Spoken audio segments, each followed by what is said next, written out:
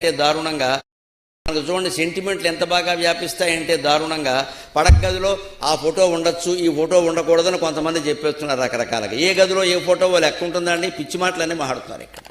పోయిన తల్లిదండ్రుల ఫోటో దక్షిణ దిక్కునే ఉండాలట, ఇంకే దిక్కునే ఉండకూడదట. ఎందుకంటే వాళ్ళు పోయారట. వాళ్ళ అమ్మా నాన్న పొద్దున లేవగానే చూసుకోవాలని ఉంటుందండి. ఓ పెద్ద మనిషికి, ఒక ఆవిడకి లేకపోతే పెట్టుకోకూడదా? అది దోషమా? అక్కడ కూడా అది ఏది ఆంజనేయుడు బొమ్మ ఏ దిక్కును ఉండాలి, కృష్ణుడు బొమ్మ ఏ దిక్కును ఉండాలి. బొమ్మలు ఏ దిక్కులు ఉన్నాయని ముఖ్యం కాదు, నీ దృష్టి వాళ్ళ దిక్కు ఉందా లేదా అనేది ముఖ్యం. ఇక్కడ నువ్వు చూసావా లేదా దాన్ని? నువ్వు చూడనప్పుడు ఏ దిక్కునున్నా ఒకటే.